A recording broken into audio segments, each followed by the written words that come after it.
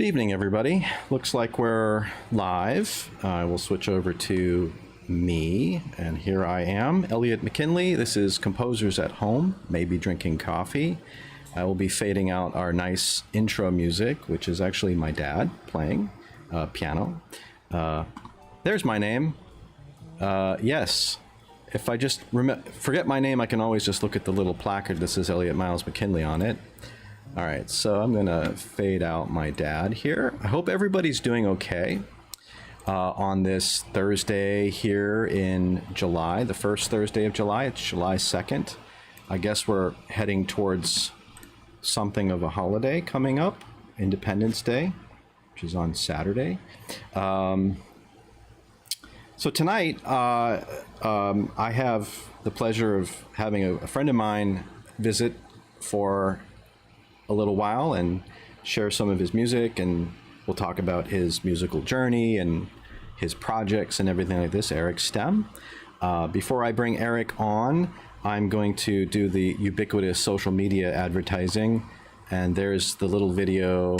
You can subscribe to the YouTube channel or to the Facebook page if you so wish, and feel free to like this video and comment. By the way, we are also taking questions. So if you have any questions or comments at any time during the show, please send them in. There's about a 7 or 8 second delay. I think there's maybe less of a delay with YouTube than there is with Facebook.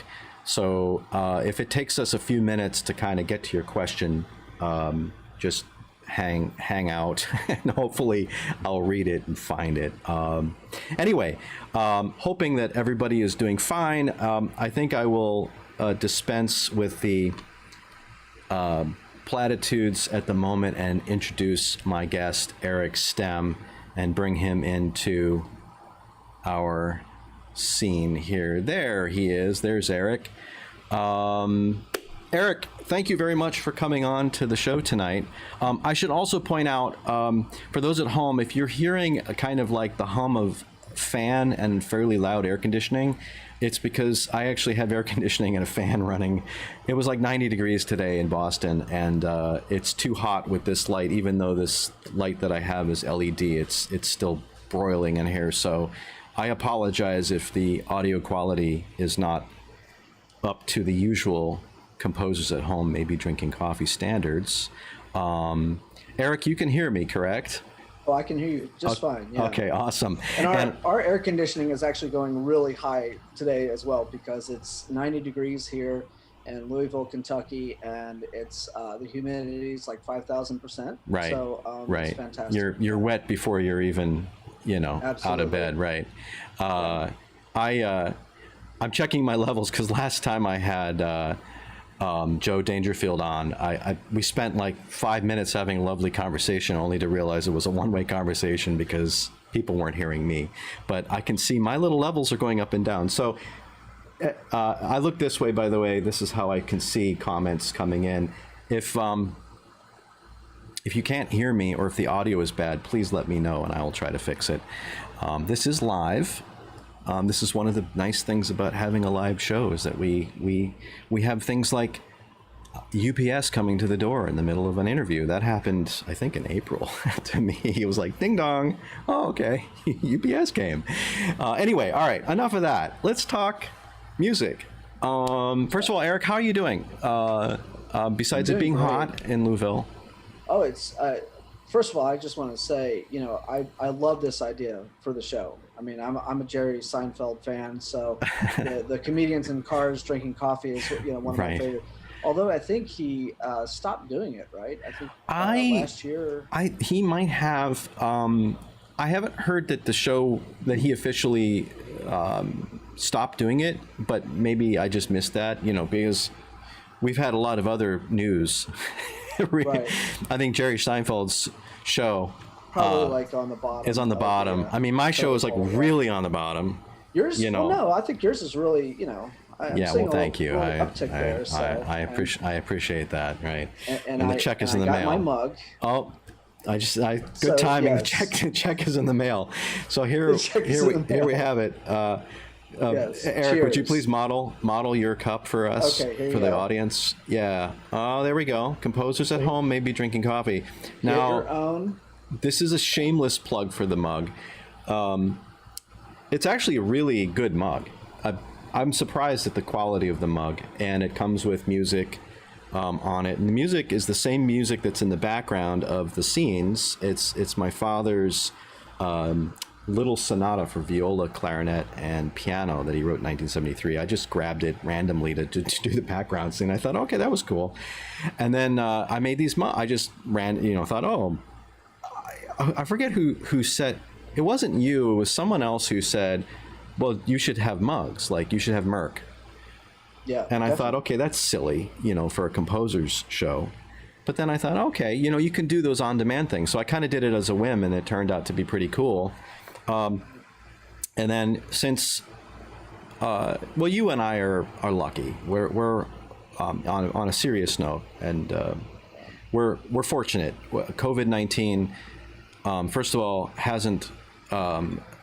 You and I talked about this off camera, off show, but it hasn't negatively impacted us personally in terms of like the health of any of our loved ones, and our jobs are fairly secure, and so we're pretty lucky. But as you know, many of our colleagues, especially in the new music world, but just in the classical music world in general, are suffering. Their gigs got canceled. I mean, pretty much, 2020 essentially just after March just got canceled, right?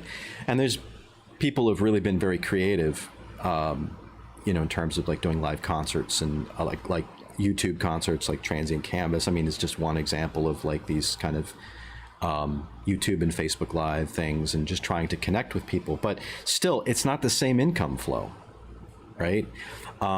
So anybody who purchases a mug, there are two sizes of mug, by the way. Anybody who purchases a mug, anything that I make, which is actually very little, because the margin it ends up being probably about 60 cents, and I'm not. You'd think I'm exaggerating, but I'm not. Like per cup, but I'm going to contribute that to a worthy organization. And in fact, I had initially thought about the New Music Solidarity Fund, and they had reached their funding goal, which is great. And I'm sure that they could use more money, but I'm also thinking about maybe donating the money to the American Composers Forum. As you know, Eric, we've both been beneficiaries of the American Composers Forum's gracious support.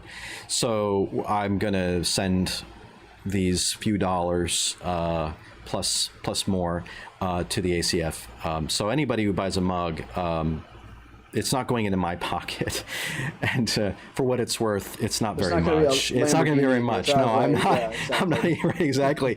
That new car is still a long way away. Those payments are. I gotta sell millions of these. But anyway, be that as it may. So thank you very, very much, by the way, for modeling the mug. That was. We didn't plan. We didn't plan that. Well, if the composition thing doesn't work out, you always have somebody who can model your mugs. Yeah, right. I mean, let's see. I could do like a. You can't do it on the back, but you can do it in the front. So yeah, do this sort of thing. Yeah, there we go. I'm still not good with the camera thing. Like, I go to point one way and the hand goes another way. So like if I'm pointing to you, I have to actually do that. There you are, but you're not there. You're actually over there in the screen. So whatever. Okay, those of you who do live streams will know exactly what I'm talking about. Anyway, music, Eric. So you and I have known each other, and probably the audience who's watching can figure out that we're friends. We easily can convolvulate about many things in many obtuse and strange ways. But in all seriousness, we've known each other for... It's been since 2008, right? 2007. 2007. 2007, Yeah. yeah. Well, Wow. no. I take that back. It has been since 2008. That's right. Yeah, so 12 years now. Spoiler alert, I'm going to tell you kind of where Eric works, where his day job is. He teaches. Secrets coming. Yeah, exactly. In the Indiana University system. Now, Indiana University has, of course, the great big IU that's in Bloomington, but they have a number of satellite campuses. This is actually something I didn't know until I started working for the IU system. And my first job out of my PhD graduate studies was at IU East, which is in Richmond. It at the time was, I think, the smallest or second smallest of the satellite campuses, the branch campuses. And I reached out to you because I was new, and I'm like, okay, I'm in the middle of. Okay, I'm a Eastern. I'm a Boston boy. So like I'm thinking I'm in the middle of practically nowhere, off of I-70, and I don't know anybody, and so who's in music departments in satellite campuses? Because all the people in Bloomington, that's a whole different world. I mean, the School of Music is like, I mean, they kind of have their own ecosystem. So if I reach, I know David Zubay, for example. So I knew people there, but I was like, okay, well, who's at a similar institution? And I looked up, I went to the website and I saw, oh, Erich Stem. Okay, composer, whatever. And I think I just sent you an email and I said, hey, I'm new and whatever. And we met for coffee. I think I drove down to New Albany and met you. Yeah, we had lunch at that Cuban restaurant, I think. That's right. We had lunch. Did I bring some students with me? No, I think you just came solo. Okay. That's one time. Yeah. And, yeah, I think we were, at the time, New Dynamic Records was on its third year, but second year, if you think about like when we started releasing albums. Mm-hmm. So we started releasing albums in 2006. And just for your viewers, New Dynamic Records is a label that I started when I was hired at IU Southeast in 2004. A year later, I started in 2005, and it's a record label that promotes and records and distributes the music by living composers. Mm-hmm. And we can talk further about that if you want. But I think that was when we started to actually cook up some schemes, I think. It took a couple of years. We kept in touch, and I did bring some students down there, and just to have that collegial connection with a fellow composer who's and then we cooked up a recording plan with the Soli Chamber Music Ensemble, Soli Chamber Ensemble, who are friends of mine that go back many years. Stephanie Key and I were classmates at New England Conservatory, and I think I proposed something. I was like, Eric, hey, you want to get involved in this? And we kind of put all the little pieces together, and then it ended up being a project that was in the fall of 2012. When we had that project, and it was very successful, and that was actually a release on New Dynamic initially. Yeah, it's the Three Portraits. Three Portraits record, So. And in fact, one of the pieces that was recorded, Eric's piece that was recorded, we have a sample of that to play maybe later in the show. So before we go, we're already into sort of contemporary history right now, but let's walk back a little bit. I always ask composers who come on the show about their path. I'm very interested in how different people arrive at this conclusion. I usually make a joke about nobody wakes up and says, oh, I want to be a composer at the age of 4. It's usually like fireman, astronaut, president. I mean, whatever. I mean, you pick all the things that little kids tend to dream about. What do you want to be when you grow up? Composers usually, maybe with rare exception, not high up on the list. So let's walk back to your early early days when you first started getting into music. So what was your first exposure to music in the sense that you started to get involved with it, either with lessons or whatever, in a way that was more than just dabbling? Right. It was probably when I entered middle school, and I started to learn the violin. So that was my primary instrument. And Mm-hmm. so at the time, I think I saw the movie Amadeus. It came out. It was in the theaters, Mm-hmm. and so I was learning the violin, taking individual lessons with that, and then I see this movie. I'm like, oh, okay, you can actually write music too. This is pretty cool. It looks like you get, you know, all these kinds of performances. Not to say that the ending to Amadeus was something I Right. It wanted wasn't like, by oh, any I means, don't. but I'm 35 years old and I'm on my deathbed. Right. yeah, That's but the cool. before that was it seemed very enticing to me, Right. and so I uh, I remember when I was taking violin lessons, I would play what I was supposed to play. So I would play my etudes, and then we were working on a particular Mm-hmm. piece. I would work on that, and then at the end, if I did everything that I was supposed to do, my teacher allowed me to pull out some of my own violin duets, and she would play the first violin part, I'd play the second violin part, Mm-hmm. and we would work on it. And it that's where I caught the bug, basically, Yeah. and that's where I Yeah. started dabbling into composition. Yeah. Do you remember? Well, what about your upbringing in terms of, were your parents musical? Yeah, well, so my parents actually, my dad is from Staten Island, New York, and my mom was from Louisiana, and they both actually met at LSU, Mm-hmm. and I believe they took a music appreciation class together. So they have always been classical music fans. My dad is a Mozart fan. My Mm-hmm. mom loves romantic music. And so I believe they kept all of the LPs that they had collected over the years together. And so even before I start to learn music formally, Mm-hmm. I would thumb through those LPs and listen to, Mm-hmm. piano concertos and symphonies and Mm-hmm. so forth and so on. Mm-hmm. And then I would listen to, pop stuff like, the Beach Boys or Paul Simon and things like that. And so I had Whoop.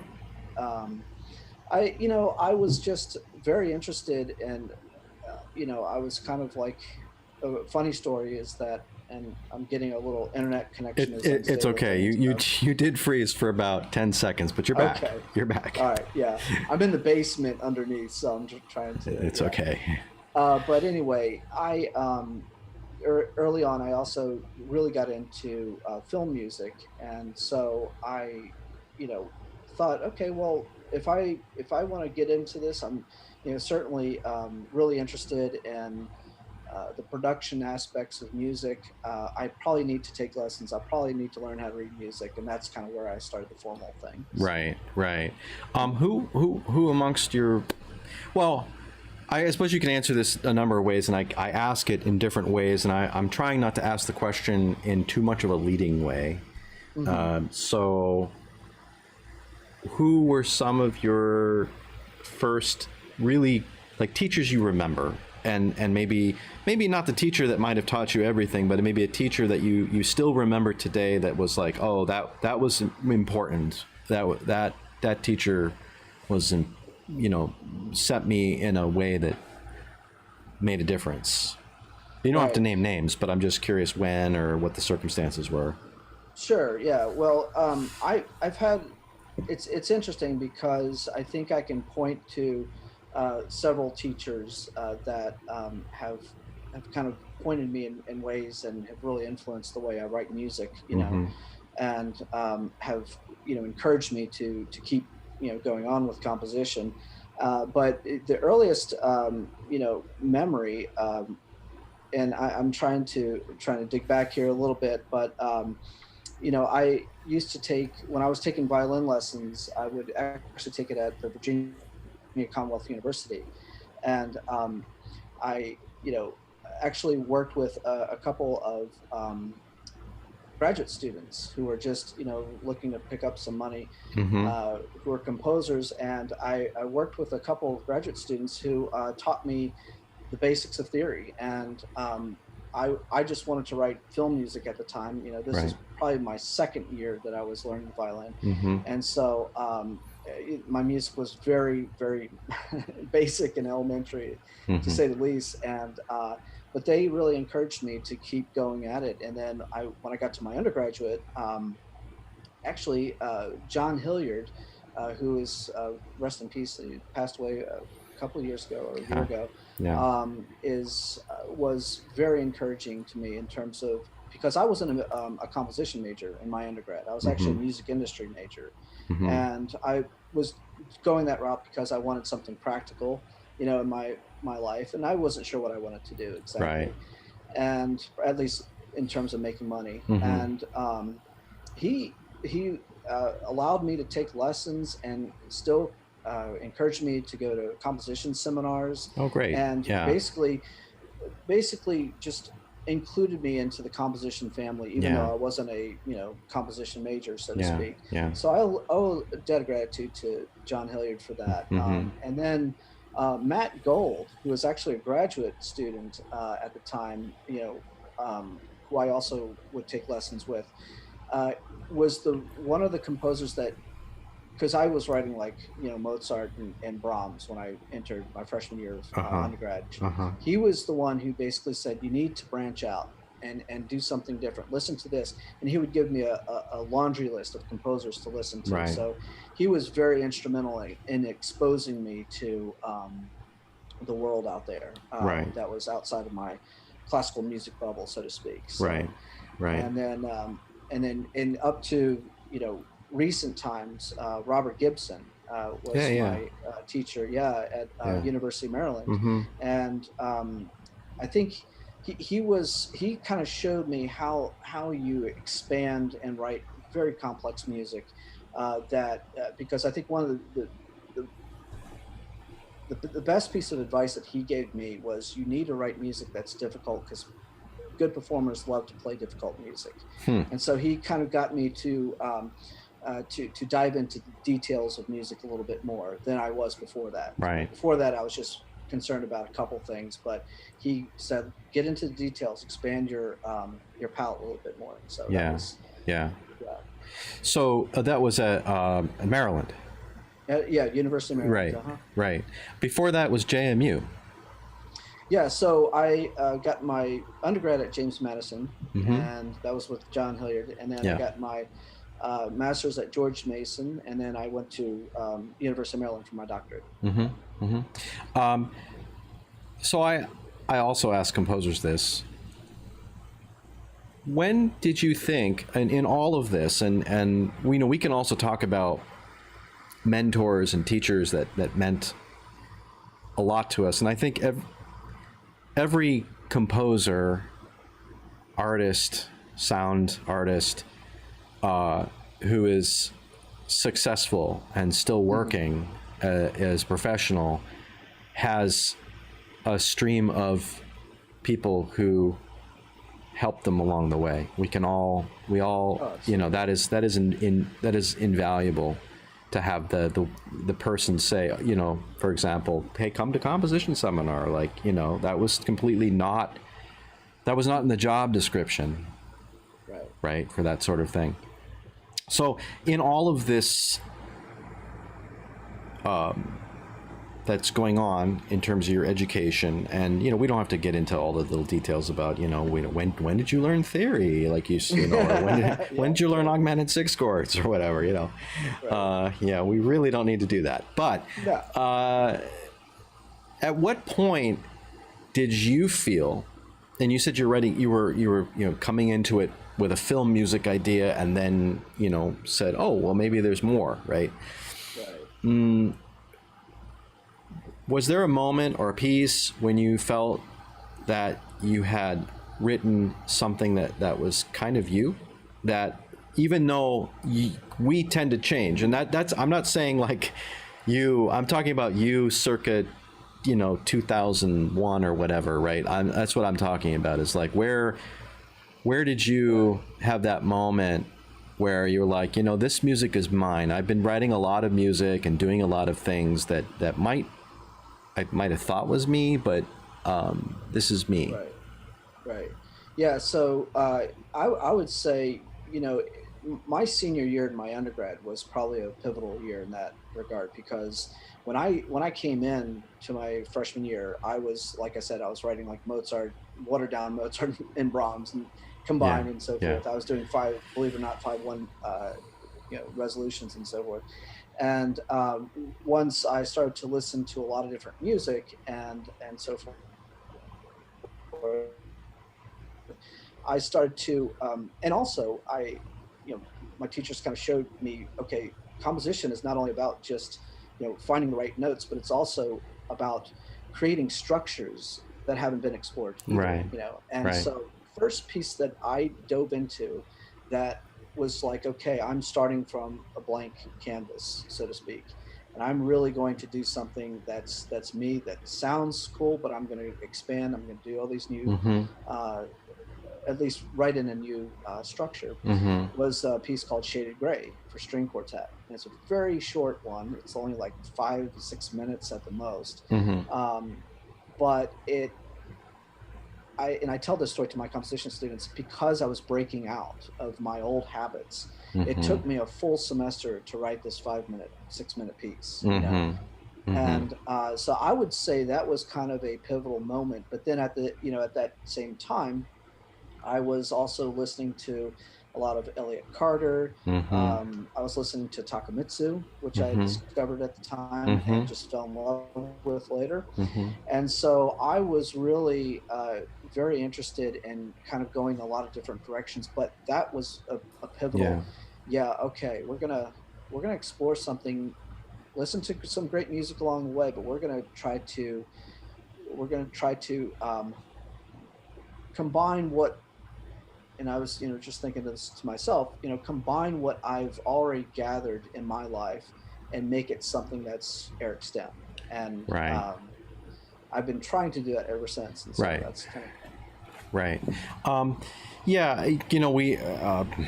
We all have these kind of moments where we feel like we kind of have an arrival, and usually a piece, or like you said, a breakout, right?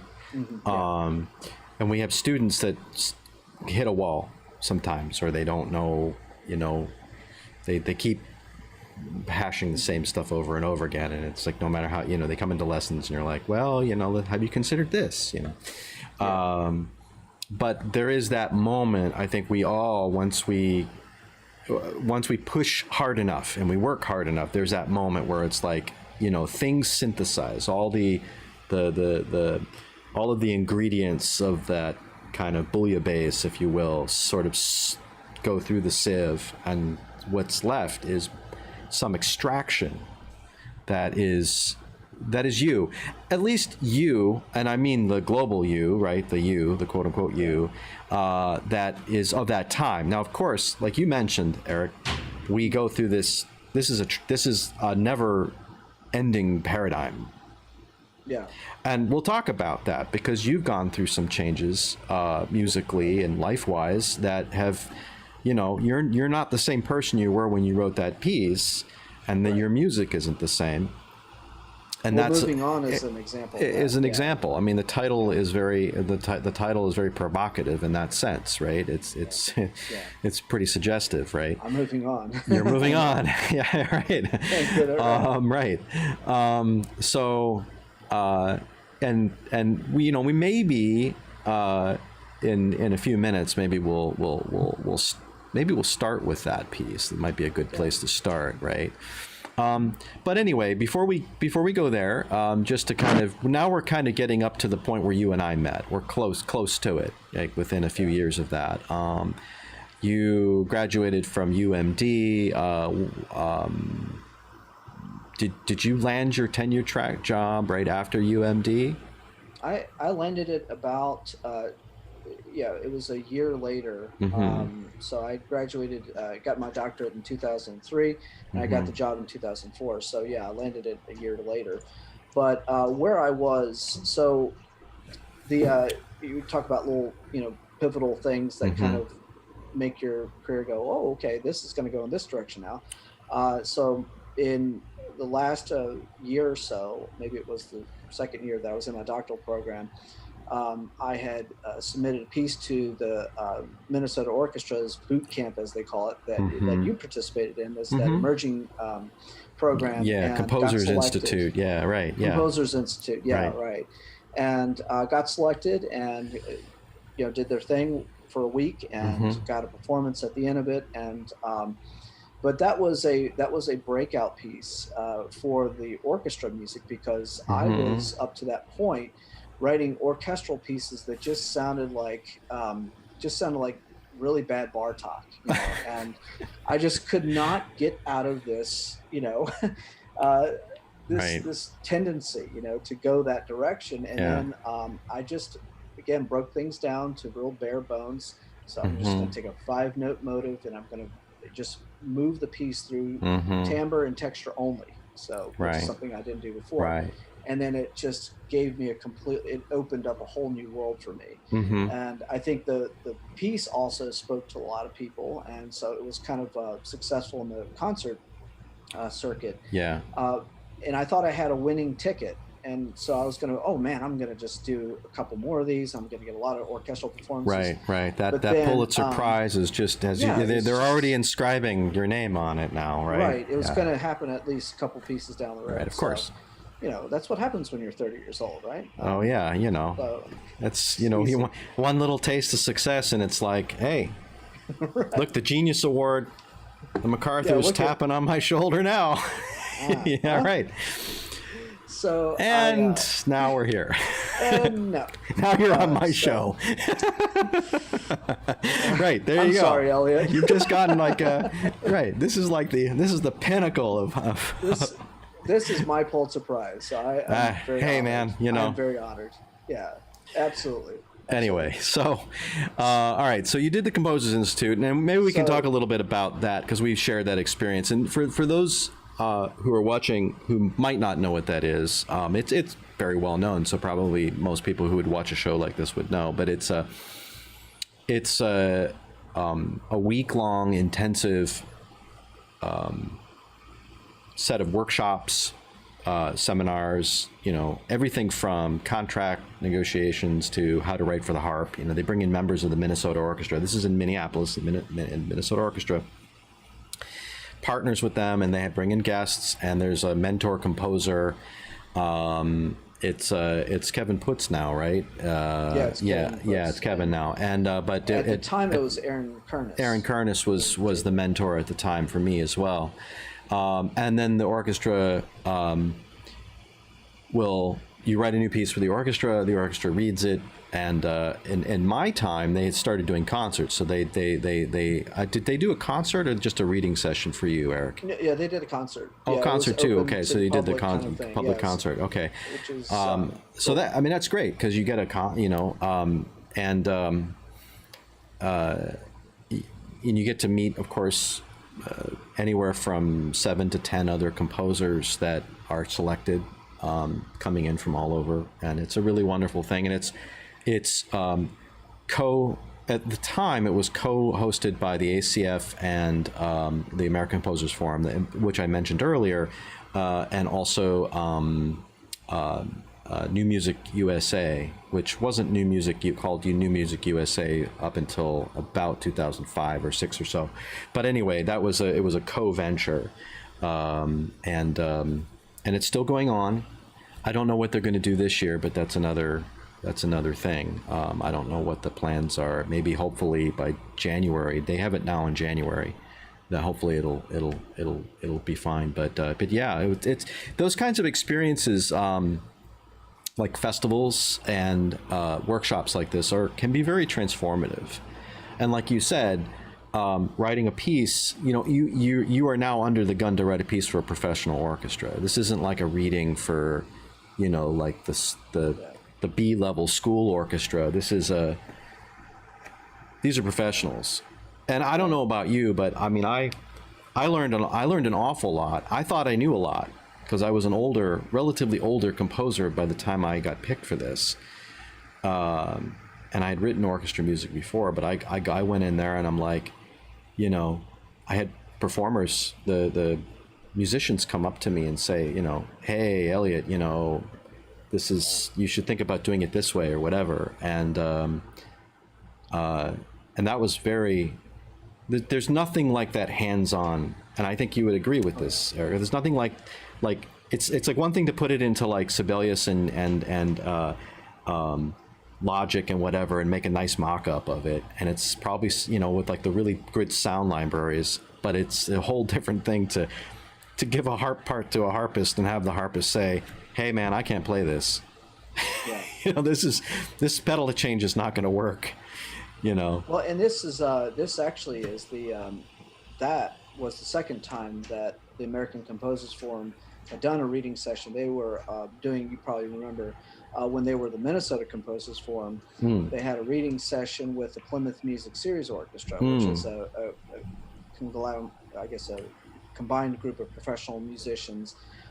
And I did that in 1995, something like that. Oh wow! Who was was there a mentor composer? It wasn't Erich Stem? Was it Steve? Oh, Stephen Paul. Yeah. So he was there. Rest in peace. Fantastic. He was guy, such a great guy. Yeah. And talk about entrepreneur. I mean, if anybody wanted to know anything about having a business as a composer to make a living off of it, this was the guy to consult and talk to. Yes.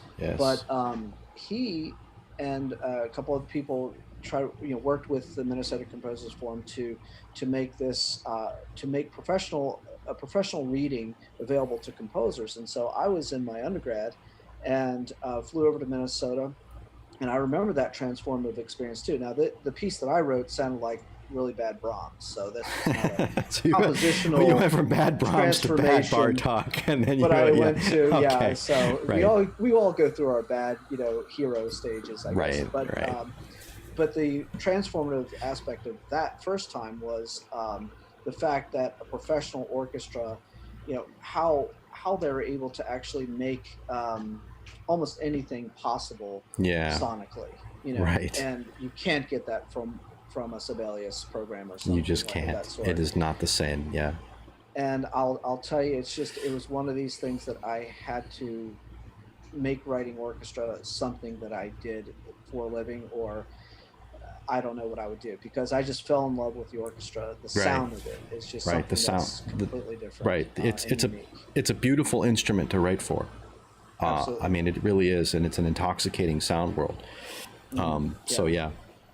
So yeah, I think you're absolutely, you hit the nail on the head when you say that, it's one thing to write it and to talk about it on your own desk or what have you, but there's nothing like getting in front of an orchestra and just hearing the sound come to your face. It's amazing. I had the moment with me actually wasn't so much the piece. The piece that I wrote for the Minnesota Orchestra as a piece itself is not actually, to be completely honest, not really a great piece. I mean, it's got nice moments in it. But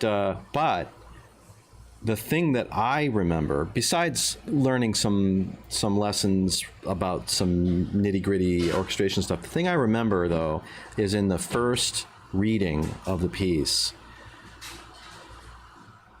it sounded the way that I imagined. And what that did for me, it's like I actually, there were a lot of it, much of it, about 90% of it sounded the way I heard it in my head. And put it, because I wrote, and we can, actually this is a good nerdy shop talk type of thing. But first of all, I'll just say, I felt, vindicated that's not the right word. I felt I had learned enough about the craft that I was confident now that the sounds that I was imagining I could execute with the notation I was using. Right. And that's no small feat. No, it's no small feat. I walked out of there thinking, okay, well maybe the piece isn't that great, but at least I know, I kind of know how to do this, right? Now I just need to have better notes, right? better music. So The second thing is, so I'm looking over at the comments, and I just saw some comments pop in. I'll read those later. But anyway, but the second thing is about this. Do you write to full score, or do you write to sketch, like to a piano score, and then orchestrate? I'm going to ask you that question because I have my way, but I'll tell you that after I get your way. Like, what's interesting is that the Minnesota reading, the piece that I wrote, Escape, which was read by that Minnesota orchestra, and it was played by Richmond Symphony and all that stuff. I had actually, that was the last time I wrote a piece on paper. And at the time I wrote full score. So vertically and horizontally, I was moving this way like this. Okay. So, maybe some things I would sketch out, but I pretty much, composition for me then, at least on the paper, and to some extent now, was a conversation. So I would, come up with an idea, and then I would respond to it, and then that would then in turn domino effect to something else. And so writing that way, that is with everything in consideration, was made sense for me at the time. And now, of course, the only thing is that it's certainly a slower way to write, and it's going to take you a little more time to go that route, because the perfectionist in you kicks in, and then you want to go back and then fix things, and so change the orchestration, so forth.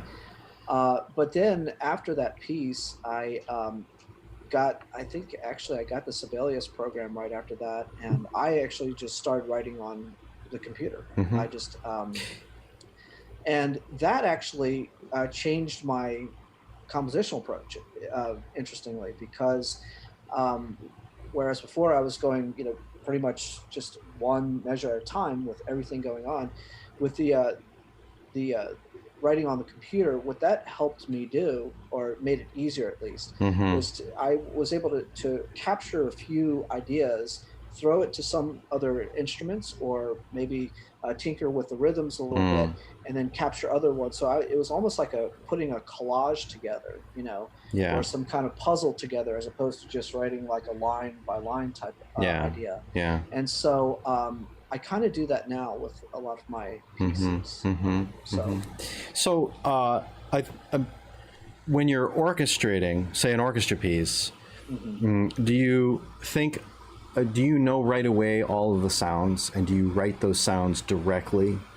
Or I'm asking this because I write to full score. In other words, if I'm voicing a chord, I know what is happening. Like, in other words, I know that the flutes are here, and I know that the bassoons are doing this. In other words, I'm thinking orchestrally, right, rather than thinking structurally, I guess.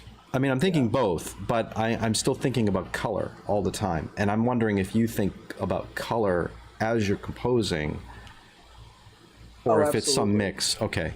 Yeah. Absolutely. Yeah. Because, there's two parts to that. There's coming up with the material. Okay. What are you going to say? And then there's the orchestration part, which is how are you going to say it? And so the orchestration part, almost comes immediately afterwards. In other words, I don't just write, okay, here's what I'm going to say, and then I'll figure out how I'm going to say it later.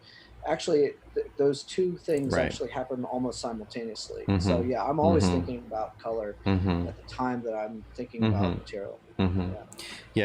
I was prompted to ask that question because of the experience that I had with the Minnesota Orchestra, which was when I was composing, I was very, very conscious of the colors, and I was thinking colors.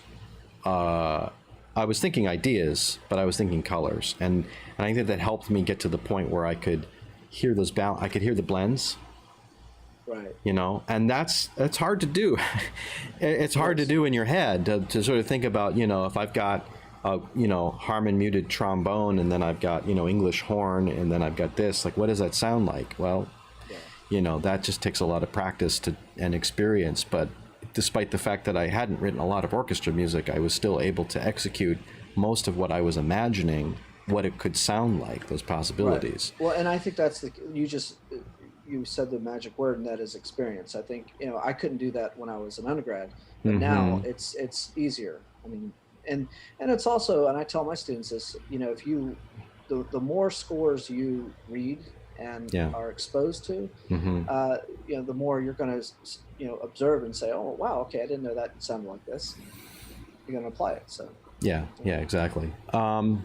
So we mentioned new dynamic a little earlier, and this was something that you started pretty much almost right out of the gate once you arrived at IU Southeast.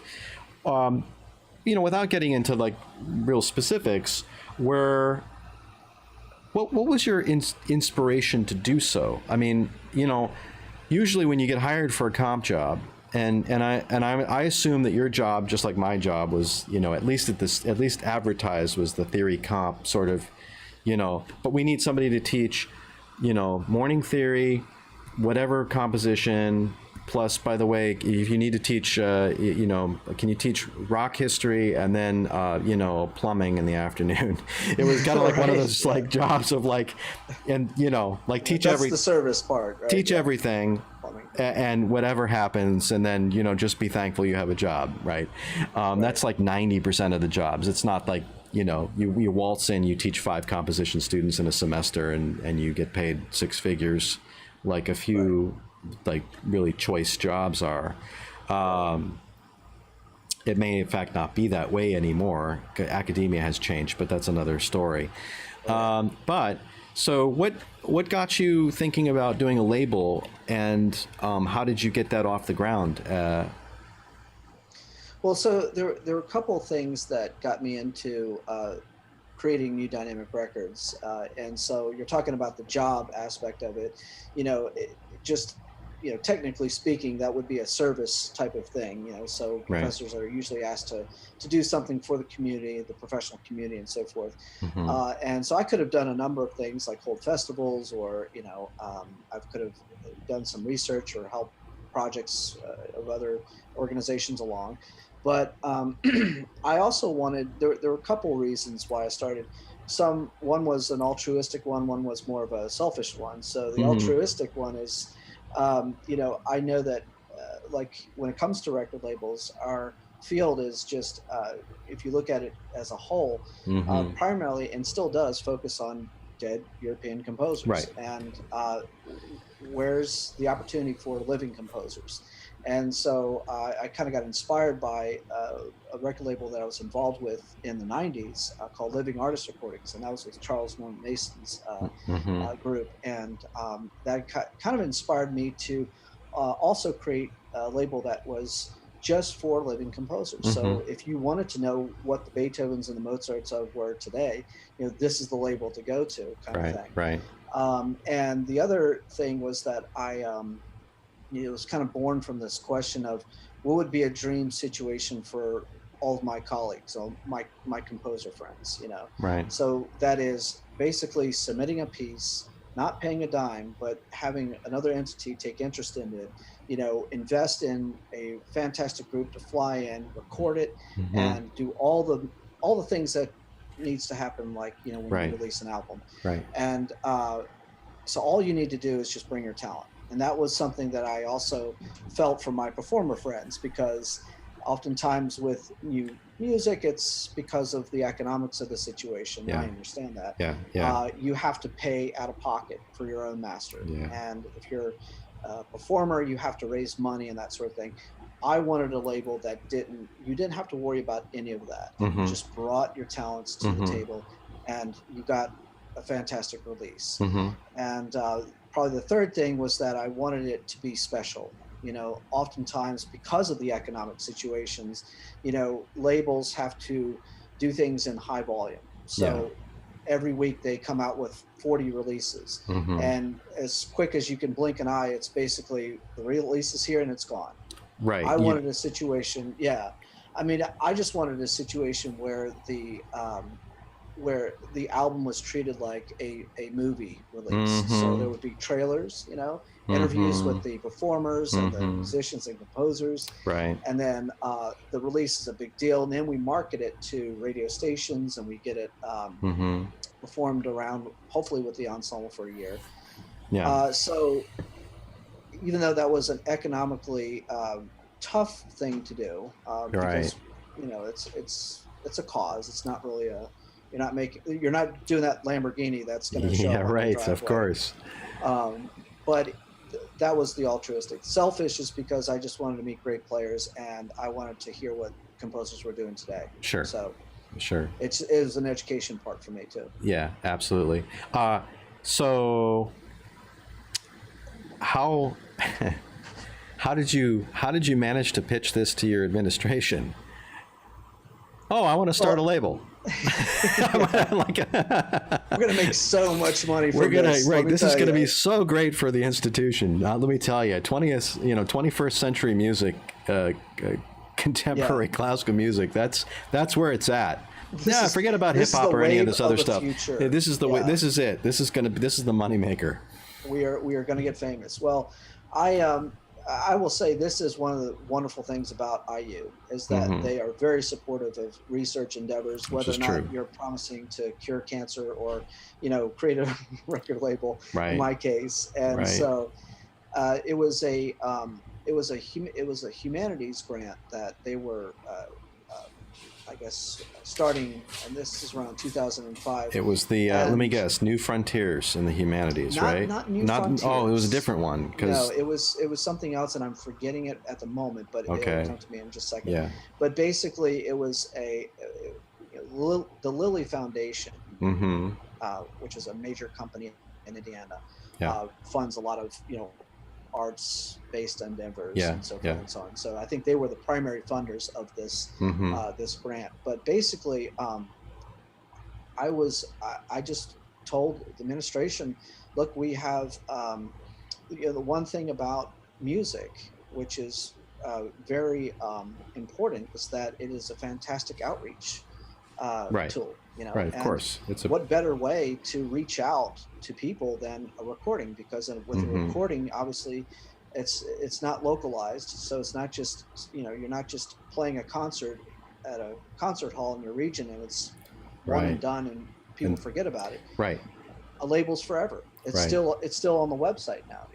So we got a lot of mileage out of it, and I think they really liked that idea of the exposure that. And then the research part was very important. Sure. I think I had some stats here. We had recorded 60 living composers worldwide, and with 42 world premiere recordings. Wow. And that was done, and it's not like a Naxos type statistic. I mean, it's a small label, but still. It's like we did. There's a very enticing research component to that. So yeah, and you also got students involved in the process too. Oh yeah, right. Yeah, kind of like as a business thing, like an entrepreneurship type of thing. Learn. Yeah, I got sound engineers. I got music business students involved. I think I raised about $7,200 in paid internships. Yeah. There also got student designers involved, so they would actually design the artwork and the layout of the CD and get their picture and bio on that as well. Sure. Which is a really kind of a really great experience, and a lot of institutions don't have that kind of built in, if you will, baked into the program. Come to the school. Study music, and by the way, you can, there's a real world. Yeah, you can learn a little bit about engineering and where to place mics, and not just make coffee, but also do all the other stuff and make coffee. I know my students know how to make coffee. That's another story. Nate Akers knows how to make coffee. If Nate's watching, He's got the French press going right now. Well, he's got the grinder. We had the grinder in the room. I don't know if you remember, we had a grinder and a coffee maker in our music room. I remember coffee being very important. It was very important. It still is. Wait, there. Okay. You froze up there for a little bit. Yeah, it's okay. Anyway, let's hear some music. All right. I think I mentioned earlier, moving on. We might maybe start with moving on. So, do you want to do any kind of setup to this beyond what we mentioned earlier for the audience? Yeah. So, well, like we talked about, I think we were just talking about pivotal moments in our, compositional lives, and this was one for me. I think we're going to play the last movement called Dance. But basically, moving on is, you know, um, it was me moving on musically from an older approach to writing to something new. And so the older approach that I used, I would change like a couple elements of music and say like melody and harmony. And then I would keep other elements like timbre, meter, accents, and musical roles that instruments play. I would keep those steady and very predictable.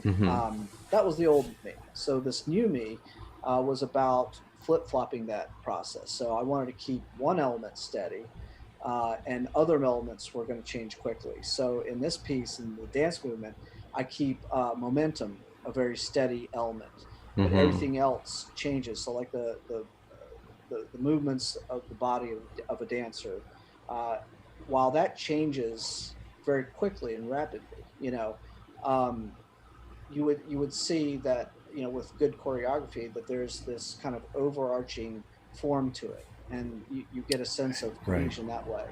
And Right. so that was kind of what I tried to do here in this piece. So you'll get the momentum, but this changing worlds a lot very quickly. Yeah. So, Okay, cool. So I will switch over to the score view here. And this is Moving On by Erich Stem, and we'll meet up after we hear the music.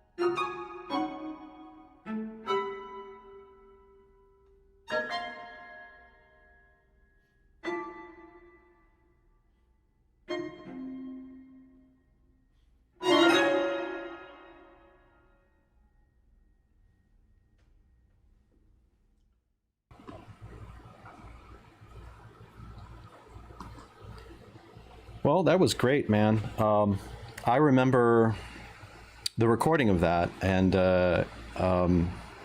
I also remember the performance, and we traveled to San Antonio. So, those of you who are just joining us or maybe joined us late, this piece was recorded by the Soli Chamber Ensemble in 2012, and it was one of our first, Eric and I, one of our first sort of projects together.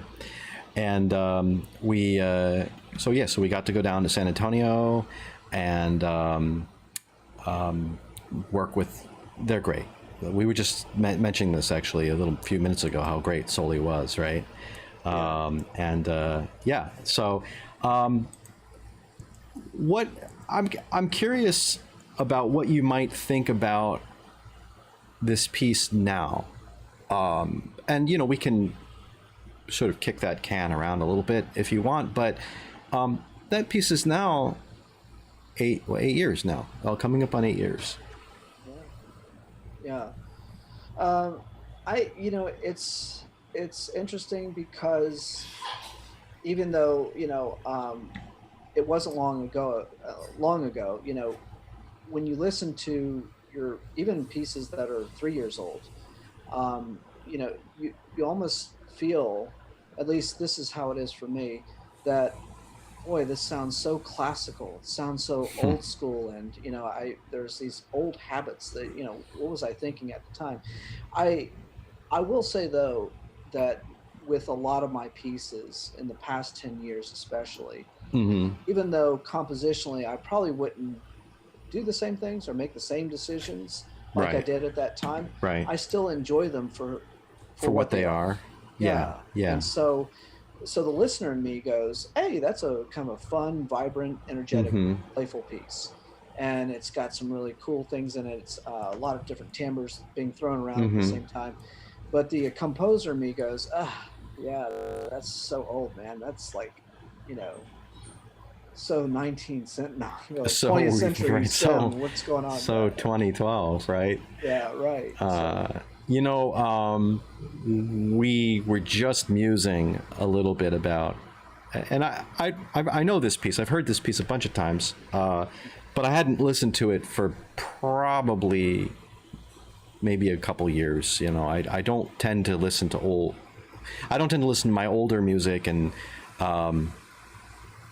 so I haven't unearthed that CD for a few years now. But now listening to it again, it's interesting that from my point of view as a listener, and I didn't hear this at the time we did the recording, but how we're very different composers, but yet there's the Venn diagram crosses over, and I'm surprised at how much of the kind of rhythmic and gestural world that you and I inhabited at the same time, although for some reason I didn't see it then. I didn't hear it then. I don't know if you did, but maybe we were really too focused on our own stuff that we didn't quite have enough perspective to step out. But our music isn't the same, but there's something very similar now that I can hear between the pieces of music. Yeah, I think to me, you tend to, like I think you do this now. You tend to take your time developing an idea. Yeah, I do. At the time that I wrote that, I was like, man, let's just say this and get it over with. Kind of approach. Moving on. Moving on, right, exactly. Yeah, right. Moving on. We're not stopping. We're not this. Yeah. Right. So, yeah, I think that was the that was the big difference. But you're right, in terms of harmonic language, what's interesting is that you and I both share a love for jazz. Yeah. And we both, I think, are Miles Davis fans for obviously your middle name, right? Right, named after Miles. So named after Miles. And so I think that, those kinds of influences, being similar, ultimately leaks into your music, whether you're doing something in you're unfolding your music in a very slow way or a fast way, or you're emphasizing one element over the other. Those influences are going to come out. Yeah. And, I think that's kind of there's something. It's interesting how approaching it from different sides. There's how that process, kind of like what I mentioned before, kind of like put all the ingredients in and see what this, what gets strained right? That Right. you and I at some point had some similar ingredients Right. that strained through, and Exactly. you know, so I just thought that was really interesting when I just heard this piece again. So I don't know if there are any questions, by the way, for Erich, either about anything we've been talking about, or about the piece that we just played, or any of the music that's we're going to be playing coming up in the next half hour. Please write. We have some comments. Jonathan Newmark said, "Hello, Erich. I still have the score and parts to Jeanette's Pier you gave me Yes. years ago." So, Yes. He's and a good composer, colleague, and yes, friend that I knew when I was living in North Virginia. And so, yeah, we used to talk shop all the time. Hey, Jonathan. yeah. And we see if we have any other comments. David Post. I don't know if you know David, but he's a very fine composer. He's going to be on the show at the end of July. He's coming on. So he says, very nice, great propulsion, is his comment. Okay. Excellent. Thank you. And Doug Boyce said, "What a great project to work on with you, Erich Stem." Doug is a composer. We both know Doug. We met him at various times, but he had a project on New Dynamic Yeah. as well. In fact, here's a little trivia here. So, Doug knows the first movement of this piece because I actually test drove the first movement with his group Counter Induction in New York. Oh, okay. And they were having a CD release party for it was an album that we were doing called Group Theory. And first, I don't know why we didn't play. I guess it's because I wanted to test drive this thing. So I said, could you play this? And so Counter Induction played the first movement to Moving On. And we both talked about it. And so it was, it was what actually made me fall in love with this new approach that I was doing. I was like, yeah, okay, this is a good works, direction to go right? in. Yeah. And then I wrote the second and third movements over the summer. Yeah. But yeah, that was 2012. So, Yeah. Doug's good composer and good friend. Yeah. So. I've got Doug planned for later this fall, actually, on the show. Oh, fantastic. And we have Joe Locke. Hi, Joe. Joe is if Erich, if you know Joe, or anybody audience knows Joe, but Joe is a phenomenal musician, vibraphonist, jazz vibraphonist, also composer too. And I had the privilege of meeting Joe. He came to campus for a show, and I met him some years ago. He's fabulous. So thanks, Joe, for watching. So he said, "This is great. Thanks, guys." That's his comment. Awesome. And okay, great. So have the questions and comments, please come in. Let's move to some more music. And you want to stay in the chamber music realm. You want to set up the next piece? Yeah. So the next piece is something a little slower in nature, and it's called New Year's. And I think we're going to play the second movement. Correct. So there are some parts that are fast, but I think in general it's slow. But this is a piece that I wrote for Lindsay Goodman and a trio that she was involved with at the time called Assembly. Mm-hmm. And it also included Anna Waltner on piano and Mm-hmm. Scott Christian on percussion, whom I'm going to work with and do more things with. And it was like the second to last album that New Dynamic Records released. And Mm-hmm. so, but it was a fantastic project. I actually recorded Lindsay Goodman before with the Pittsburgh New Music Ensemble. Yeah, she's fabulous.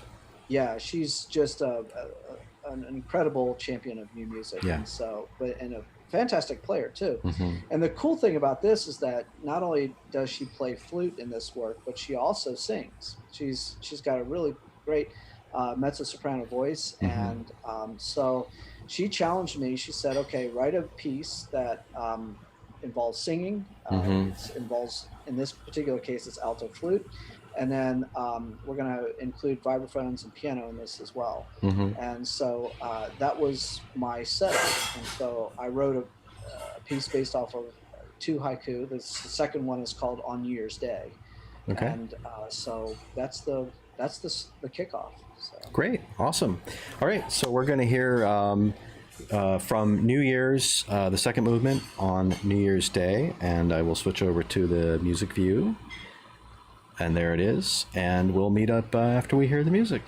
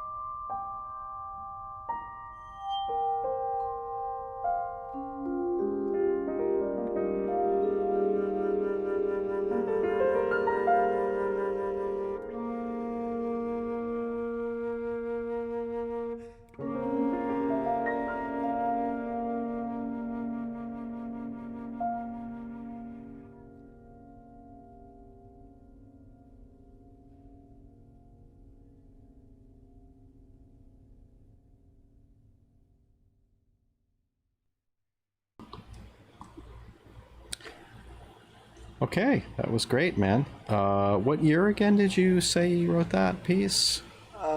That piece was written in 2000, and I think, let's see, we recorded in 2016, so somewhere around that time. Mm-hmm. Yeah, 2000, maybe 14. Okay. Yeah. Probably very hard because it's a different kind of piece. But in terms of language, I can only make a comment based on what I know of your language and what I've just heard. But, I'm hearing more in a good way, Yeah. color smearing, kind of, Yeah. and then not just because there was a lot of pedal and notes bleeding over, but just in terms of even harmonic rhythm and changes and things like.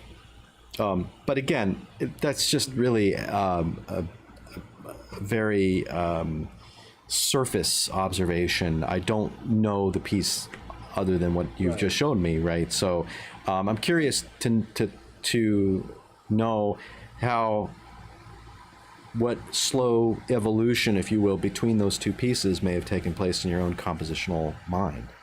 Yeah. So, I mean, they're only about 4 years apart or so. Mm-hmm.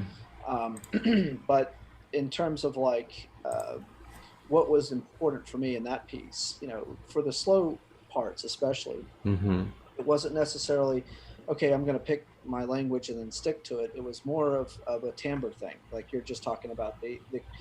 The color was more of an important part of the music than what was going on specifically with pitches, and Right. so which is why I wanted certain particular notes, even if I had just one note going on, I wanted it to change between the vibraphone being bowed Yeah. to the same note being plucked out of that decay with Mm-hmm. the piano, and then Mm-hmm. having the alto flute sneak in with the same note, so that you're just getting a different color of the same note, an idea uh, Mm-hmm. as it moves on, because it's painting a picture. Yeah, it's painting that moment. Yeah. So Yeah. So I'm looking for some comments. We have David post again. Thanks, David, for your comment. Says, I really like the contrasts and texture and your use of stasis and motion. Beautiful. We were just talking about that. Yeah. yeah, Yeah, it's again, it's a different animal. The instruments are something different, right? Because the vibraphone will start to suggest other kinds of things, and then of course you right, have the alto flute being this beautiful but kind of reserved instrument. yeah.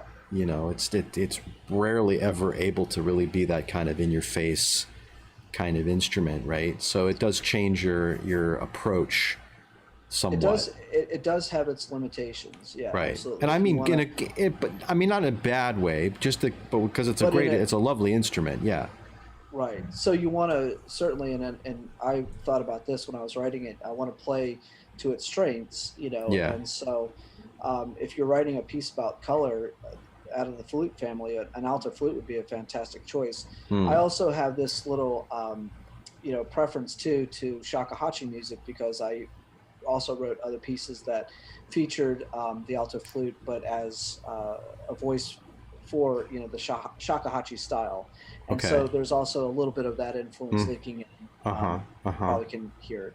Yeah, yeah, yeah. I could hear some of those gestures in there. Yeah. Hmm.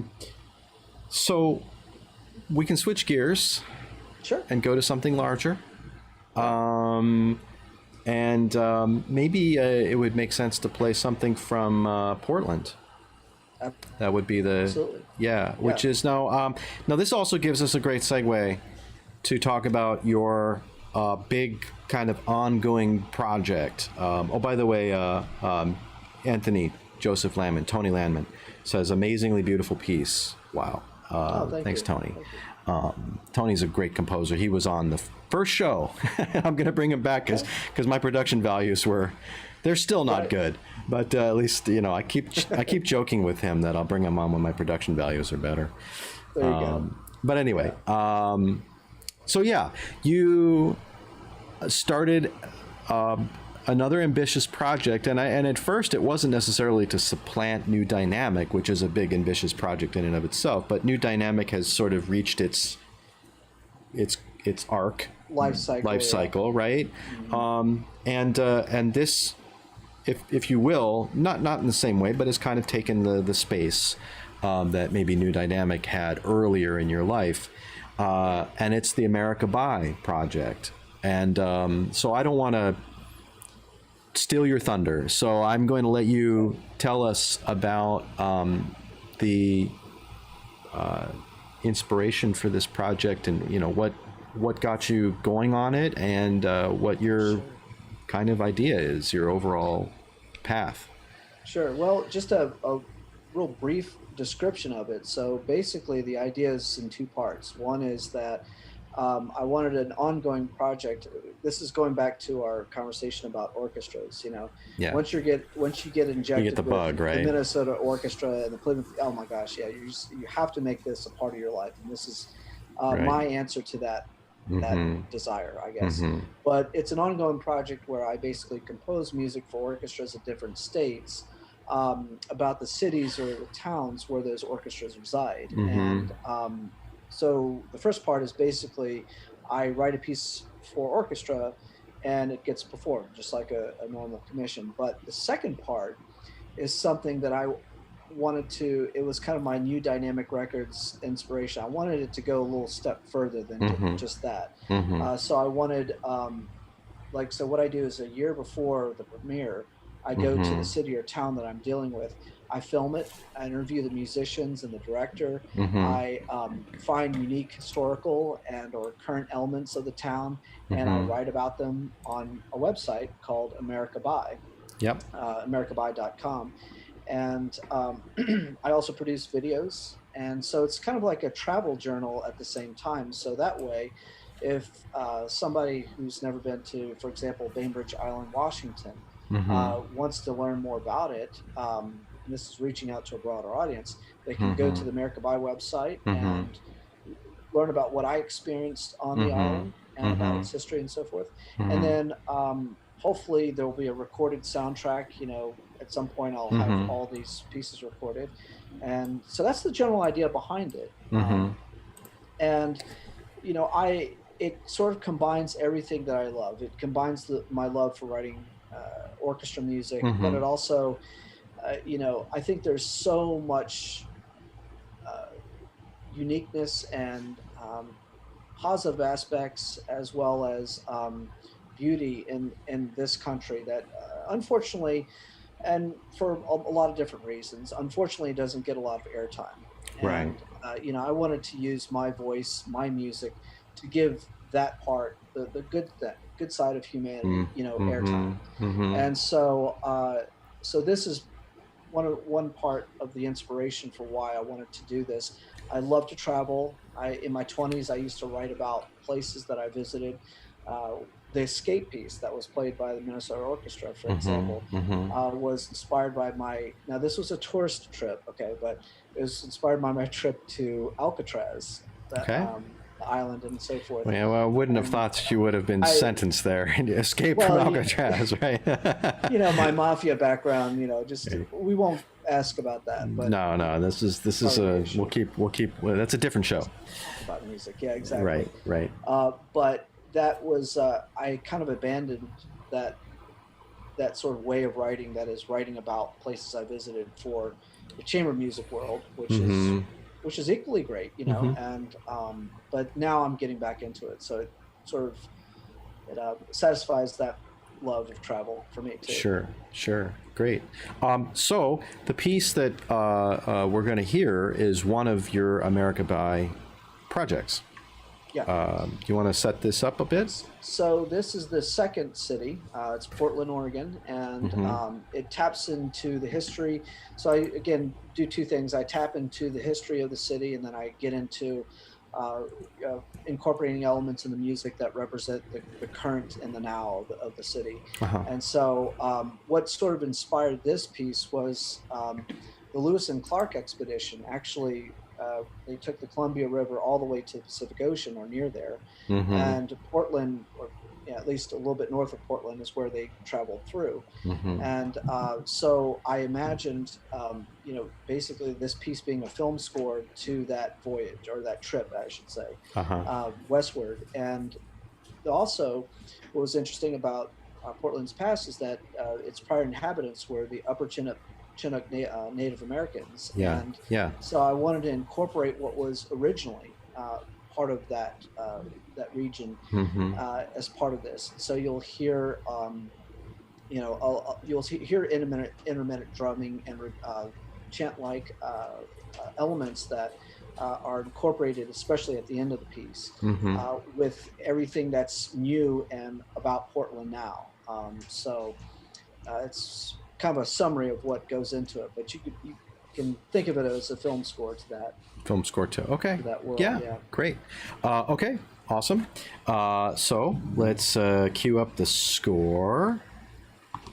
And there is the score. And we will hear Portland by Erich Stem and meet up when we're done, when it's finished.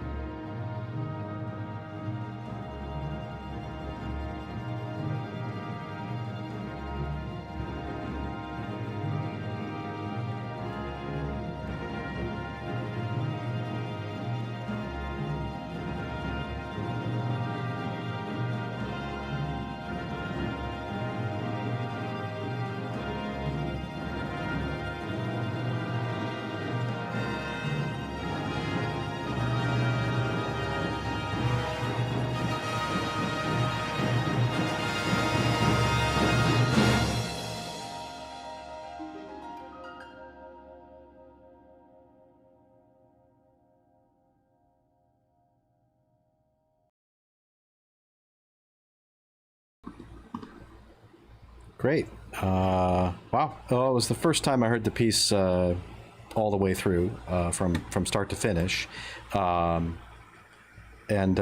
you're right. The word that comes to mind, and this is so cliche, but it's cinematic. Right. Yeah.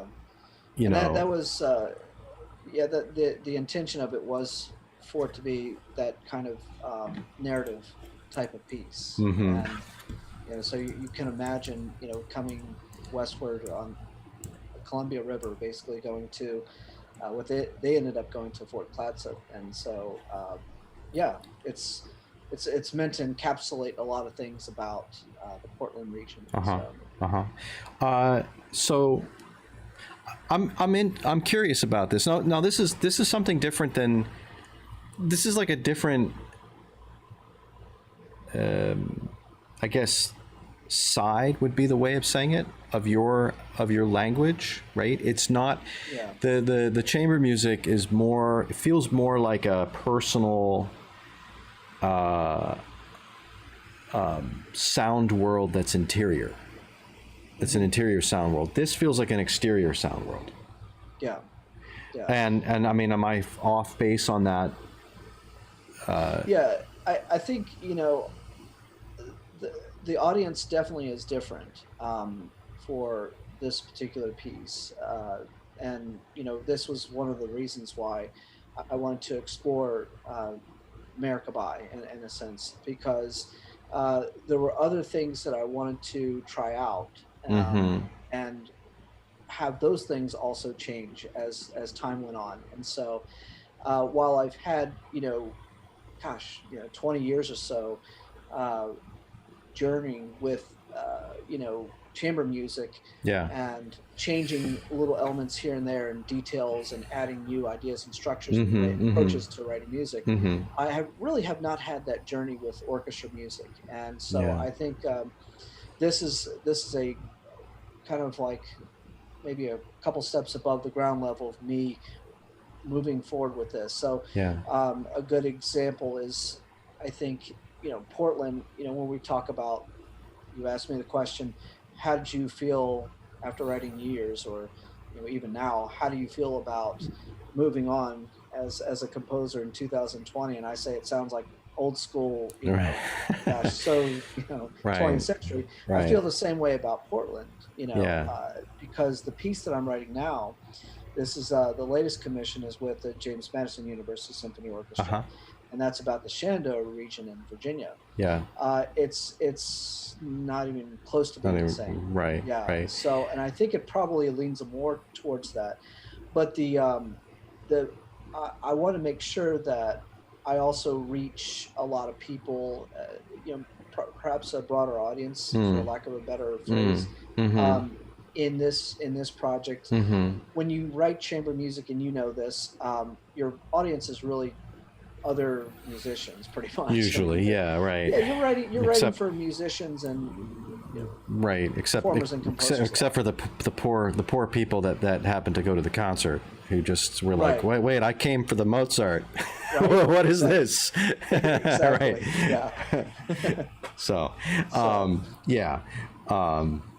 But I've got I want to stay on this issue of language and interior versus exterior a little bit. But what I'm going to do is go to the question, see if there's any questions or comments for you. I will switch back to this view so that I can go over to, here we go. Cool. Let's see. David Gaines, good friend of mine, fine composer. I don't know if you know David, but he's a few comments. Beautiful use of harp, which I would agree with. Also loved the harp writing. That's Anthony Landman. Thought it was awesome. And then, so David does have some questions. Okay, so bookmark the interior exterior sound world. Plant that flag. Right.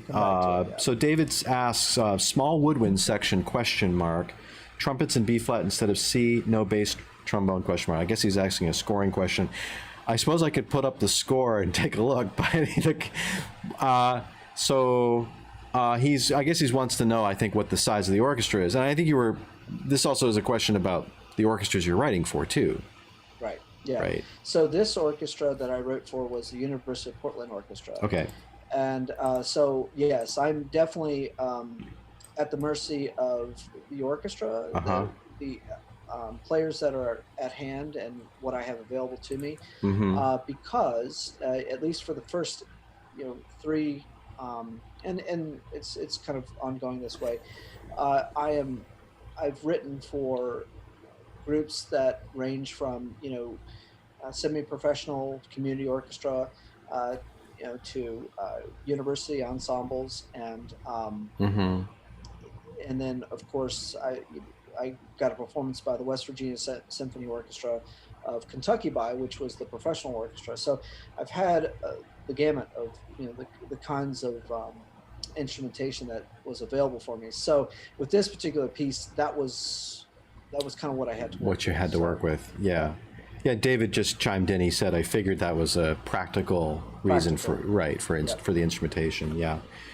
Again, any other questions or comments, please feel free to ask. We're going to have one more short piece that we'll play, which is which I won't spoil. A teaser. Yes, it's a teaser. We'll leave you hanging.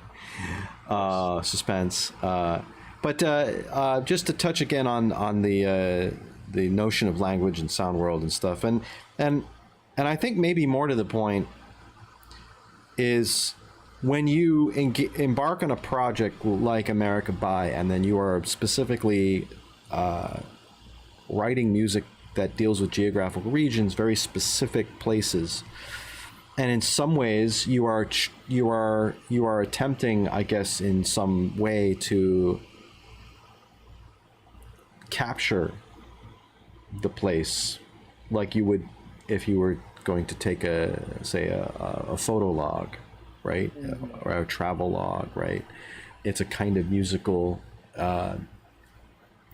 essence of that, right? And I'm interested in your relationship to programmatic concerns in your writing, as opposed to maybe when you have no external programmatic concerns. So like America By has these kind of external programmatic elements baked in. You can't you can't go to Portland and say, well, I don't think you should be called Portland anymore, because I want to write my piece and I want to call it, Xanadu or something. I mean, you can't just do that, right? So it's going to be about the place, and you're, in some ways, you're not saying that you are writing an internal reflection of how you feel about it, but of course that's coming through. It's your personal fingerprint on it. But I'm just kind of curious, maybe to the larger question of sort of, can music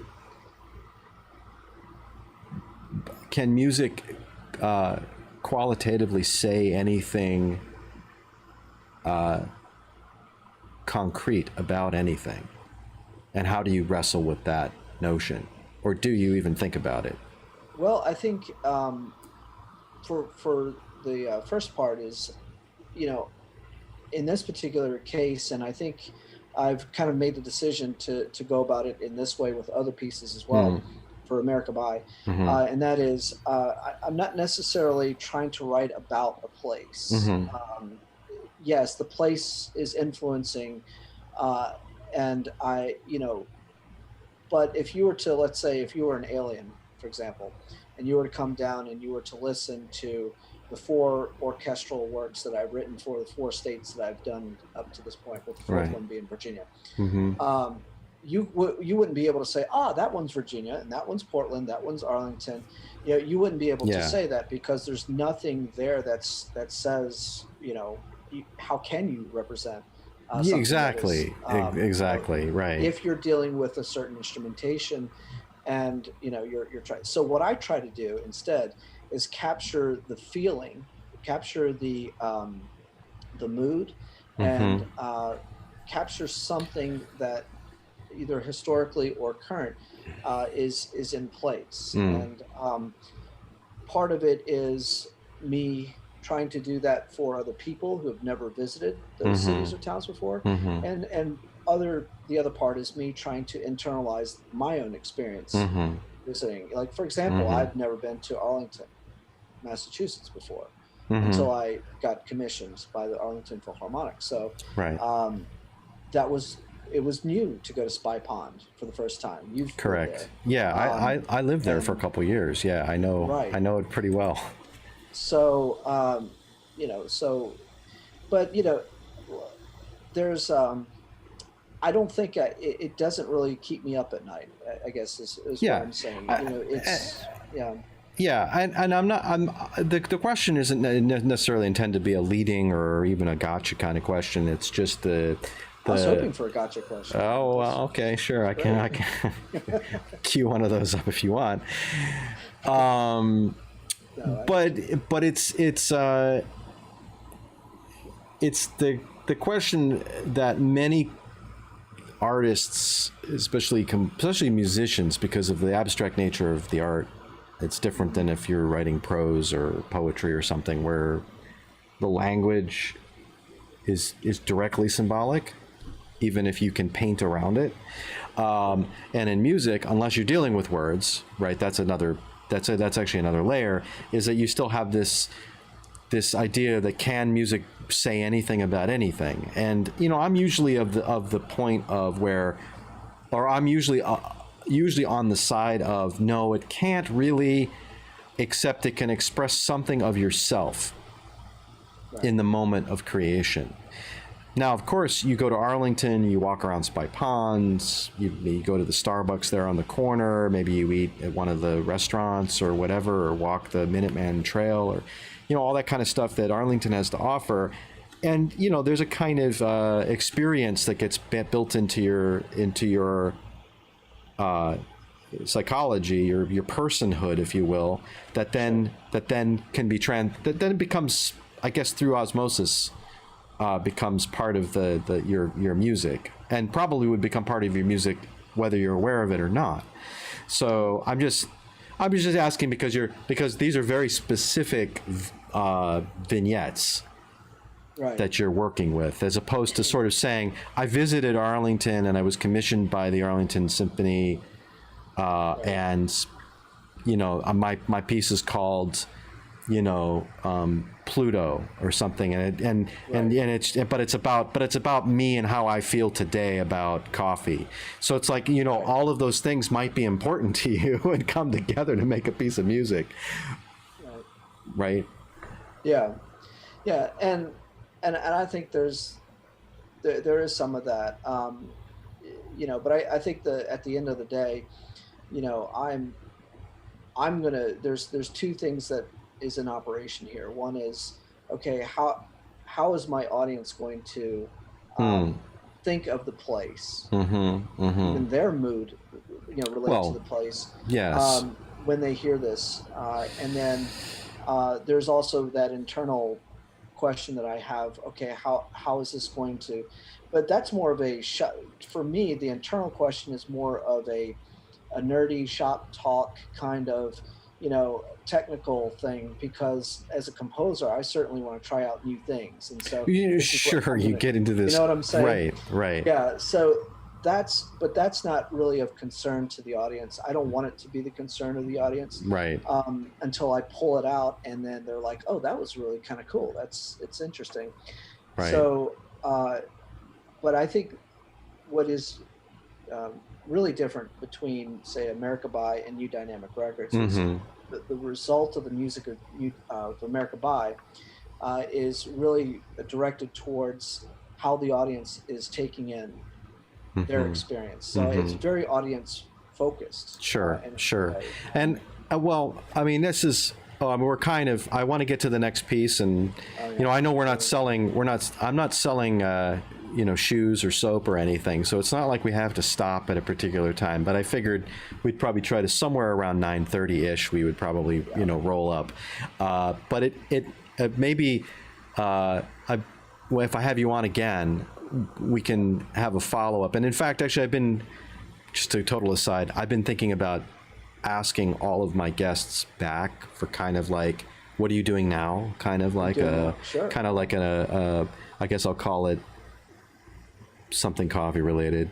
I don't know, flat whites or espresso shots or cappuccinos. I don't know. I mean, name a coffee. Yeah, exactly. You know, I've gotten off Piccolo. caffeine, man. That's where I am right now. Oh, please tell me you're not drinking coffee anymore. Oh, please. I'm still drinking coffee. Oh, thank God. Oh, yeah. Oh, that's, I mean, I can't handle be a one. composer. I can't handle more bad news in 2020. David Gaines said, to that point, the listeners bring a lot to the table as well, and that's pretty much what you just said. You said that in other words, and that's actually probably comes to that point of sort of external, internal. Right, you are in some ways externalizing. It isn't to say that you're placating to the audience. You're not trying to write, oh, let me write music that sounds like Superman, and then people will like it.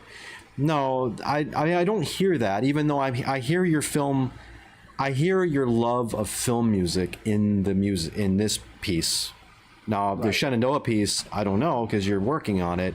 And by the way, I've lived in the Shenandoah Valley. It's beautiful. I mean, oh, absolutely. It's one of the most. Those of you at home who have never driven through the Shenandoah Valley, it's one of the most beautiful parts of the country. The Skyline Drive, definitely recommend. Yeah, it's just gorgeous. I loved the year that I spent there. Near Lexington, WNL. So anyway, let's move to the next piece. And by the way, if anybody has any other comments or questions, please keep them coming in. We'll have some time after we play this next piece. But this is a teaser. So Eric, you want to set this up? Yeah, so basically this next piece is called Firefly. And it is my entry into the concert band world because even though I've enjoyed the concert band world for many years, I really have not actually incorporated it into my usual composer regimen until now. And this is actually a collaboration with my wife and fabulous clarinetist Erich Stem, who is she's a terrific E-flat clarinetist. And so this is for E-flat clarinet solo and concert band. And I would say this is kind of like my Ginastera moment in a sense, because Alberto Ginastera in his 60s wrote his first guitar piece, his first and only guitar piece. And I think I read somewhere where he made the comment that he was glad he wrote his first guitar piece in his 60s because had he had written it in his 20s, it would have sounded awful, And so, I think I'm kind of, it's like about time kind of situation. Yeah. But I'm glad I'm writing it now because I kind of like where I am compositionally. And, right. So, this piece was basically inspired by our kids catching fireflies in the summer. There's actually a lot of them going around right outside. This is the time of year, right? In June, or July and stuff. It's just think of the flat clarinet as the Firefly. So there's chase scenes, there's highs and lows, and a lot of the Firefly being at rest and going, oh my gosh, is this kid going to catch me again? And so it's kind of a thing that's special between me and Carrie. And I think I just gave you a snippet because its premiere is going to take place by the IU Southeast Concert Band with Phil Thomas at the head as director. And that's going to be, it was supposed to be this fall, but it'll be next year. So, right, because of COVID, Yeah, but certainly open to a lot of band directors who are interested in it, so yeah. Okay, great. All right, so I will throw the music up. There it is, and this is an excerpt of Firefly, work that'll be premiered next year, and this is that, and we will meet you after we hear it.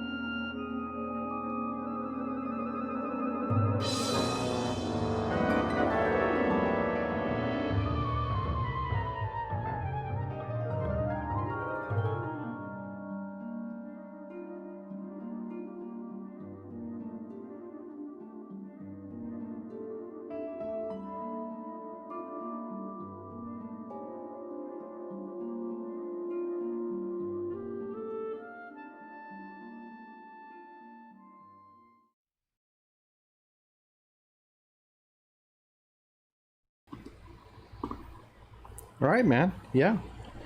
Another very colorful bit of music, and I don't mean that in a kind of a basic way. Just it has this piece has some of what you did in the New Year's piece. Those sort of blends, those color blends, right? Yes. So you kind of have that. I didn't get so much of that in the Portland piece. This has more of that element sort of sneaking in. But you also kind of have that extroverted side of you also, that kind of, I guess, showy side. I don't know what to say. That doesn't, I don't mean that in some bad way, but. No, absolutely not. No, and I think that's so this is kind of the mix between those two worlds that we were talking about, where, this is definitely about something. So it definitely has a bit of a narrative that it's dealing with. Right. And so when, I want the audience to feel, the Firefly being chased and so forth. And so there are going to be decisions that are going to be made to kind of make that happen. But at the same time, I'm internalizing a lot of stuff too. I'm bringing my favorite things to the table. Yeah. And hopefully making it, different than the regular kind of band piece. Because I think that, when it comes to, concert band music, there, just like I guess any kind of music, there are a lot of cliche things that you could do as a composer that works very well, but you don't want to go there because it's been done very well by a lot of great composers. And so I try to bring a few little things in there that's hopefully, but at the same time, something that can speak to a good broader audience, I guess. Yeah. Let's see if we have any questions. I'll flip views here and pop over to our questions page. So David Gaines said, I would say super colorful. So yes, David, thank you so much for that. Very cool opening, he also says. And so Anthony Landman said, I think he's saying about the Ginastera. So he was commenting earlier and I missed it. He said, that's a badass piece. Actually, Tony is a guitar player. So he would know the music. He would know it. And Tony also said, I really dig your music, Eric. I have a devil's advocate question. Okay. So early in the interview, you mentioned one of your mentors told you that musicians love to play difficult music. Has your perception of that comment changed over the years? I don't think it has. Um, and I say that because I still think that, somebody made this comment to me the other day. Oh, I was talking to Scott Christian actually, because he and I are thinking about doing a concerto actually Mm-hmm. for percussion and orchestra, and so that's a whole different ball game. We can go back to that at some point Mm-hmm. later. But we were talking about, okay, what should we do with this piece? And we could certainly do things with timbre and what have you, but I think we got into the conversation that you know a lot of composers, if they're just writing timbre-based pieces, the only thing that the players get to play are footballs. Yeah, And right. You know, and so bow this for, and then, maybe right, dampen it, and then right. slide your hand up and down, that kind of thing, right? Exactly. Yeah. Right, So it's a, right. and there's a lot of great pieces that call for that, but certainly, I think chamber musicians, especially, and even orchestral musicians too, uh, they really enjoy challenging pieces Mm, and mm. things that are going to tickle their musical funny bone at the same time expressing something to an audience. So Right, right, yeah. Oh, I don't know if I answered that no, question. I think so. I think you kept it real. Michael Roth, wonderful composer, actually works in the film world. I like especially how the vibes breaks through the other textures. Good work with that. And I think actually I was going to comment about that.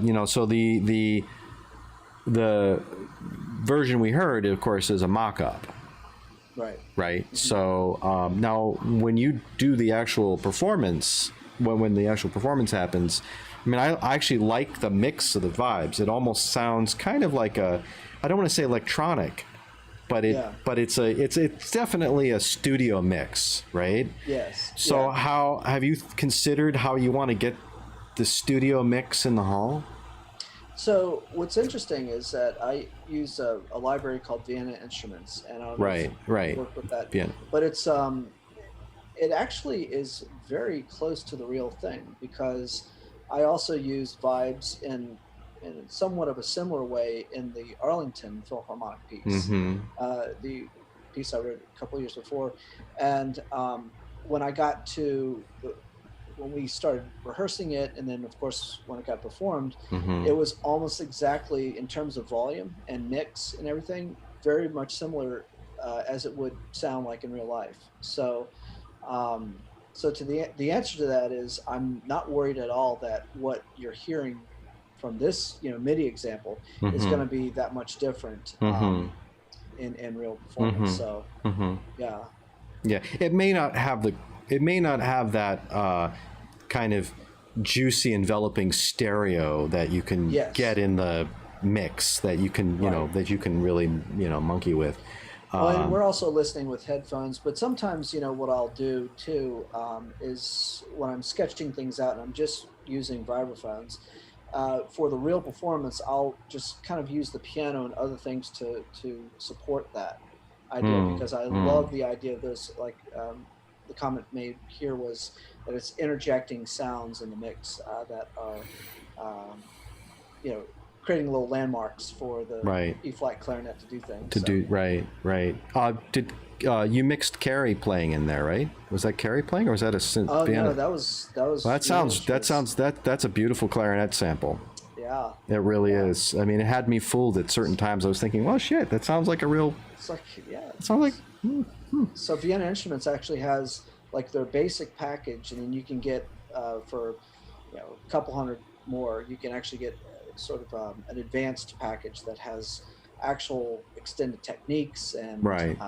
different fluctuations in the sound, and Yeah. so that it's a good program. It's perfect to work with because you do get very close to the real thing. So Yeah. Yeah. David Gaines said VSL, excellent choice, love them. Yeah, this is what. okay. Now all I need to do is sell advertising time. Right. Yeah, I think I just lost $100 right there. I'm serious. You got to Yeah, build probably, that. So right? Yeah, and I'm looking for advertisers. Anybody? I'll model it for you too. So Right. Oh, of course. There we go. Right. Yes. There's your new your career. side career. So I like that brings us almost to the end here. We're a little. I mean, like I said, I'm not selling products, so we're not really over time. But it's been really lovely to spend these last 2 hours, a little bit over 2 hours with you tonight. In our remaining couple minutes, anybody else want to ask a question or have a comment for Erich, please send it in. And we both will, I assume, Erich, you will do this after the show is ended and people ask comments or type in comments afterwards, we'll respond. And so if you did get a chance to ask a question or make a comment during the live show and you're listening to this on a recording, please feel free to send a comment in. I will also try to include, as best I can, I try to remember to include links to Erich's website and any relevant links to the music that we played tonight in the video descriptions, so you can find out where to hear more of Erich's music. Oh, you might have just gotten a commission. Tony Landman says, "Ever written for guitar?" ? Okay. Yeah, there you go. The answer is yes, and I'm actually looking for Tony's a great another... guitarist and a great composer. But anyway, yeah. Okay, yeah, I'm definitely looking for another guitarist to work with, and so. Well, there you go. Yeah. Composers at home, maybe drinking coffee is all about connections. Absolutely. Yeah. And we got anything else coming in here? David Gaines says, "Thanks for the intro to your music, Erich. Well done, bravo." Yeah, thanks, David. Thank you for tuning in, and thanks to everybody for tuning in. Even those who didn't get a chance to ask a question and might be watching. I appreciate the support. Please give us a like and all that usual social media stuff. Erich, I think we'll wrap it up. With on that upbeat note, and I'll try to bring you back. I think my little idea of bringing people back for kind of updates is a good one. Where are so they now? Yeah. Where are they now? I'll be in a grunge band, right? And just. I mean, so. I hope COVID-19 doesn't bleed over too far into 2021. Otherwise, I'll make a career out of this.